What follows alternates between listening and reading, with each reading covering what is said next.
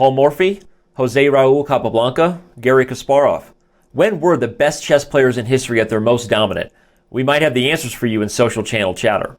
Speaking of dominant, Grischuk dominates the 960 portion of our Grandmaster Blitz Battle Championship against Levon-Aronian, and he's the first man to move on to the second round. Will it be Caruana, Nakamura, So, or maybe even a dark horse you haven't thought about yet? We preview the strongest U.S. chess championship ever and looking ahead. Somewhere, a little boy just told his mom he wants to be on ChessCenter when he grows up, and she said, "What's chess?"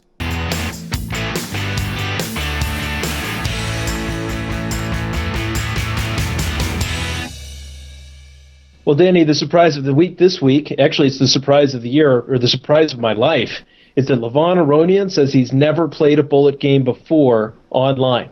What do you think about this? Well, first of all, mid-broadcast, I almost wanted to call his bluff on that and really drill him if he's never played a bullet game before online. But all I can say is I think the surprise of the week then has to be how well he played in the bullet portion. But before we talk about the results, let's actually play that clip for everybody from the live show with me and Grandmaster Robert Hess. Yeah, you have a slight plus record against Alex in classical chess, but he holds, I believe, a slight edge in blitz chess. But how do you feel about bullet chess? I have no idea what your head-to-head record is in that segment of this blitz battle. Honestly speaking, I've never played bullet in my life. So you can see I laughed. I kept my score very neutral with everybody. Well, I mean, I laughed because at first I didn't know if he was kidding. That's the honest truth. But what do you think? You buy in this, and then the fact that he only lost the bullet portion by one game, I think, is it pretty incredible for him to go head-to-head with a guy like Grischuk, having never played online bullet before?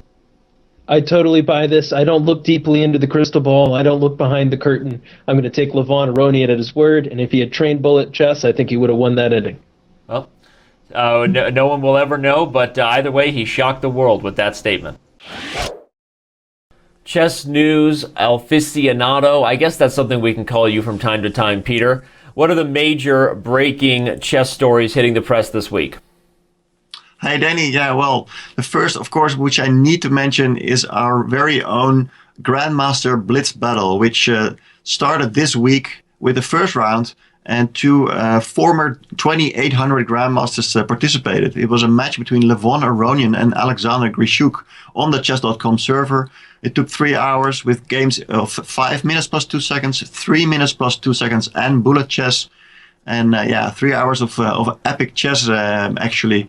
In the end, Levon-Aronian played very well in the bullet, which he did for the first time in his life. But it was Alexander Grischuk who won that match. And maybe the decisive factor, who knows, is the 3 chess 960 games. Each segment started with a feature random game, and Grischuk won all those games actually. So a bit of a surprising result there. And but overall, I think it was a good score for Grischuk, and a deserved win actually for the Russian Grandmaster. Yeah, and it was more than exciting to cover, of course. As you said, it was close throughout. It was actually tied with just a few minutes left, so Grischuk definitely deserves all the credit for pulling away in the end. Heartbreaking for the Armenian after not winning the candidates, but I'm sure we'll see him back in the Grandmaster Blitz Battle Championship next year. Let's move on to the other big story hitting the press. I understand we have a shakeup in what was going to be the next major super tournament on everyone's calendar. One of those super grandmasters will no longer be there. Absolutely, yeah. We're talking about Norway Chess, a tournament which starts in less than 2 weeks from now.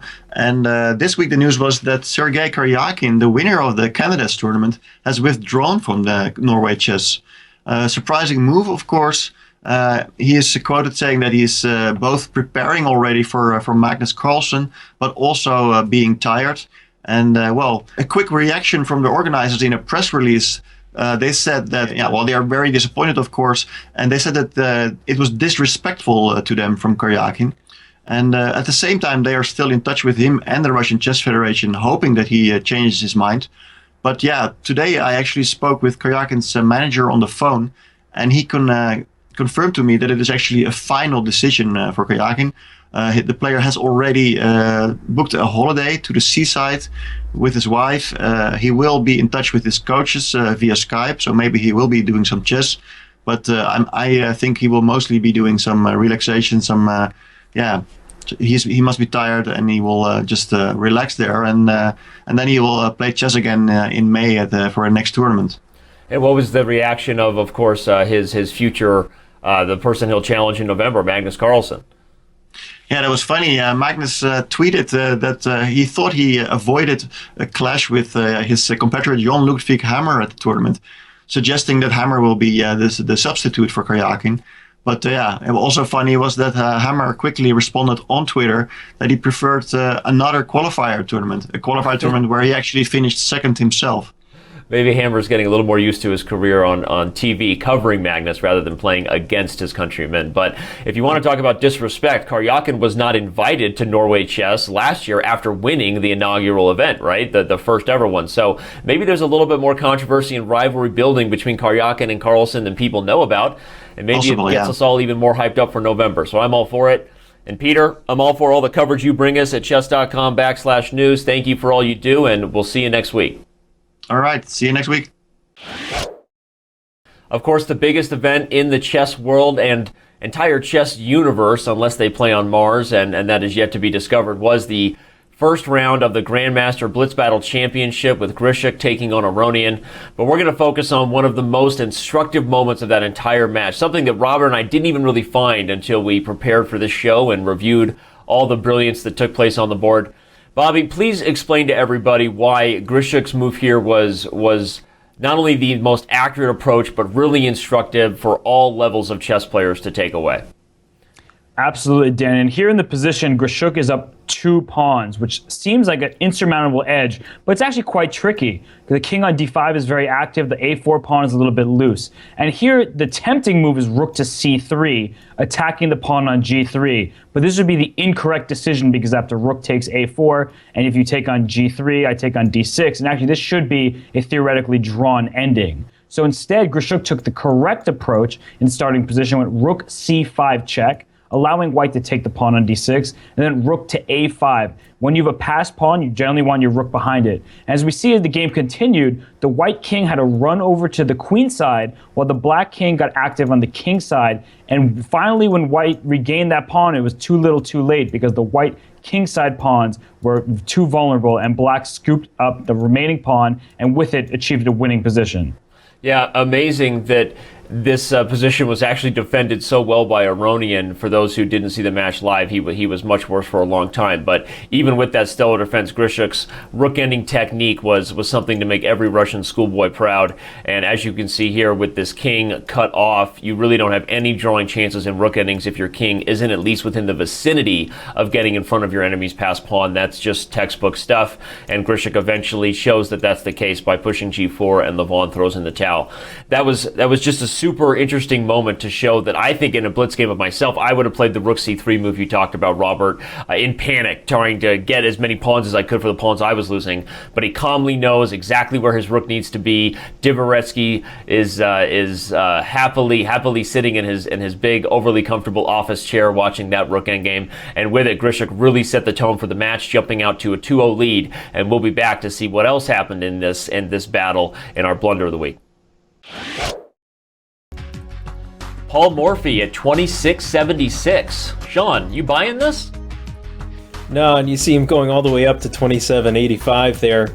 I don't think that that's an accurate representation of him playing in today's rating standards. I think that if you were to take a look at his moves by a computer and how often he gets them right, even divorced of opening theory, that we're going to be talking about 2,500 maybe. Well, it's a topic that I'm sure is going to get the fans talking. What is it that we're watching? What are the bright and pretty colors you see on the screen? An excellent video that depicts the best moments and the most dominant performances by the greatest chess players in history was found on YouTube this week, and so that's what everyone's talking about. That's why we have it here on Social Channel Chatter. But as you can see, it goes as far back as guys like Morphy, all the way up to the modern era of Garry Kasparov, as you see here, and moving into those that followed him, from Anand to Kramnik and even up to Carlsen. It's really cool to see the players compared to the peers of their era and how their elo might have stacked up when we know that there weren't organized rating systems at that time, right, Sean? But it definitely opens the question of, if you're comparing yourself to the peers of your era, how do you compare that rating to those who carried the same rating against, you could argue, stronger competition later on? Yeah, I mean, in that way, the rating is arbitrary. You could give Paul Morphy a rating of 10 as long as the guy under him was negative 200, right? Yeah, it makes sense. Why not give him the Komodo 3300 rating? Well, we'll leave it to the fans to debate the validity of the system that this user put together. User Abakaba on YouTube. So check it out. Subscribe to his channel. We love giving love to people doing good things to chess, for chess, and we'll see what people have to say in the comments about Social Channel Chatter. What did people do before other news and FIDE master Mike Klein started coming at them live every week on ChessCenter? Well, I can't remember that. Seems like lifetimes ago. And what matters is that Mike Klein is once again going to bring us the update on all of the events from around the chess globe, starting with the Small Nations Cup. And all I'm thinking is, how many of these small nations have you actually been to? It's a great question, Danny. Thanks for the love. I've been to Malta, Liechtenstein, and Monaco, but the leader of this young tournament is actually a Faroese player, International Master Helgi Dam Ziska. Actually, not the first time we've said his name on Chess.com. I once recorded a video, Chess.com across Europe, where he was featured. But in any case, he leads with 6 out of 7. There's a couple of players on 5.5, and the defending champion from Luxembourg, International Master Michael Weidenkeller, is 1 point back. This tournament wraps up on April the 10th, and even San Marino, first time we've ever said San Marino on Chess.com, even they have a player going. So this is a fun one to follow. Wow. Well, we have to keep traveling around the globe now to the Far East as we check in on how the Asian Nations Cup finished. Of course, we can see you're in a hotel room right now. The bland wall always gives it away when you're at a ChessKid.com event. But give us the results on, did China, as the favorite, defend the Asian Nations Cup and win? Danny, that's what we were looking forward to seeing. China did not send their top players, but they certainly had some good ones there. They finished second. India took the gold, Kazakhstan third. It all came down to a round 5 head-to-head matchup between India and China, but there was 2 upsets on boards 1 and 3. Both Bu Zhangji and Wei Yi went down to Grandmasters Adiban and Vidit. So India took that round and went on to win 8 matches, only drew 1, and so they barely nipped China at the buzzer. Also in the women's event, China did get some redemption. They finished first, Uzbekistan second, and Kazakhstan got double bronze. The win by India continued a strong month for them. Recall that recently, Grandmaster Gupta just took clear first in the Reykjavik Open. Wow. Well, let's stay on the subject of tournaments that have just wrapped up. The Pan American Final Four Collegiate Championships. We won't touch on the Final Four that maybe didn't go your way. Who won the chess Final Four? That's right. The chess Final Four was a little bit less heartbreaking for me personally. My Tar Heels went down. But Webster took their 4th straight title. They've still never lost a match at the Final Four. They're 12-0 lifetime. However, this was decided by game points. They only won by 1 game point. It could have come down to the last round, but UT Rio Grande Valley fell just short. Lee Kwang Lim was the hero for the Webster team. In fact, the teammates appreciated his 3-0 performance so much, they went out to eat Vietnamese food twice. There's actually another really interesting anecdote that really reflects the New York City culture. It took place in the back of a taxi cab. And if you want to read about that anecdote, go to my article at the news section of chess.com. What happens in the back of New York City taxi cabs, it never stays in the back of New York City taxi cabs, sure. Apparently. Finally, Jimmy Fallon just said that blondes, on average, from a new study, are actually supposedly have a higher IQ than brunettes, but that wasn't the case on the chessboard this past week. That's right. The annual brunettes versus blondes matchup occurred in Moscow. The brunettes got the best of the blondes, winning by 5 game points. However, in the overall series, the blondes have won 3.5 of the matches. The brunettes only 2.5. As a person who's dating a brunette, we're happy to see them coming back, Danny. Well, either way, I think that's a little bit more of an intriguing matchup to follow each year now for everybody who didn't know that it existed before. For those who didn't know that any of these things existed before, they're very thankful to you, Mike, for bringing it to them each week on other news, and I will see you very soon at Time Trouble. See you soon, Danny. Well, unfortunately for Levon, it wasn't just Grischuk's great rook-ending technique as the reason why he did not come away the victor. He also just didn't quite seem to have his best chess going, Robert. There were a couple games that we consider for Blunder of the Week because they were just so uncharacteristic of the top Armenian, but perhaps none more so than this one right here. After working so hard to poke weaknesses on the king side against black's position and set up the opportunity for a tactic that we're now going to see on the board, he just missed it. And so, Robert, please tell everybody what that was, the move that he both played here that was deserving of our blunder of the week, and the brilliant move that was really not that hard to see, as you and I both saw it in the commentary. Yeah, it's unfortunate we have to give Levon the blunder of the week for this move, but as Peter Docker said, if potters like me and you could find this, then we have to give blunder of the week for missing it. And the shot here was rook takes e6. The idea is simple. You're just really opening up the black king side. The idea is to take on g6 next. If f takes e6 here by black, you're in fact losing after queen takes g6 check, king h8, queen takes h5 check. The king comes to the g file, you put a check on g5, and follow it up next move with rook to g4, and that is all she wrote. So instead of taking back on e6, the game is still level if black plays one of two options, either queen to c2 or queen to b8, pinning the rook on f4. Both of these options keep the game level, but instead, Aronian missed his shot, rook takes e6, and just got soundly defeated in a few moves. Yeah, he played the move knight to c5, panicking about his knight being under attack, which sort of justified, as I said during our show, Grischuk's desire to put his hand in the cookie jar, right? Grischuk got really aggressive and brought the queen down and went after these pawns, neglecting the potential for these tactics here. And unfortunately for Levon, right when he had the opportunity to do it, he missed it. So it was just uncharacteristic of such a great player as Aronian, and add that to a couple of other blunders, and it makes sense why Grischuk won this match, 11.5, 9.5. 2 games was all he needed to move on to the next round in the strongest online chess tournament ever. So we tip our hat to Aronian. Hopefully we see him next year, but we got to give him the blunder of the week. Well, Sean, it's time to look ahead to the strongest U.S. chess championship ever in history. That's on record. It's a big deal. Of course, we have Hikaru Nakamura going for his 5th ring, as you can see, holding up 4, and Irina Krush going for her potential 8th. But we're going to start in the men's division and kick it to you and ask the tough question. Who do you got to win? You got big names this year. Hikaru Nakamura, Fabiano Caruana, Wesley So, along with a really talented list of young American grandmasters. So who do you got and why? Well, I'm going to go with Hikaru Nakamura on this one. I think his aggressive style allows him to pick up points off of the lower-rated players in a way that his other 2 super GMs cannot. I'm going to pick a dark horse, though, in Gadakomsky. Gadakomsky is always dangerous, and just like one old fighter always has one good fight left in him, I feel that an old chess player always has one good tournament left in him. And I would not be surprised to see this is Gada's day. Yeah, well, he's hardly a dark horse pick, but I guess I'll allow it. Obviously, he's very good. And has certainly won a few U.S. chess championships himself. Like you said, he's like a walking Toby Keith song, not as good as he once was, but maybe as good once as he ever was. # pop culture reference. I'm going to give you my picks. I'm going to shock you right now and start with Wesley So. I think he's going to win because, like Nakamura, I agree with you that Hikaru is going to score well against the lower-rated players. But I think Wesley is coming in with a chip on his shoulder and something to prove after the debacle and controversy that happened last year at his first U.S. Chess Championship. I think he's going to take care of the lower-rated players and watch for Fabiano and Hikaru to maybe cancel each other out a little bit and for Wesley to sneak in the back door. My dark horse is going to be Sammy Shanklin. I got to go with my boy GM Shanky. Does videos for Chess.com. Always looking for him to start to make his mark on the top American chess tournaments. Let's move over to the women's side, and I got to ask, so you're taking Irina to win her 8th? I think she will win 8 eventually, but I don't think this is her year. I'm going to pick Anna Zatonsky for this one. Ooh. I think she's going to come in, be strong, and take this one.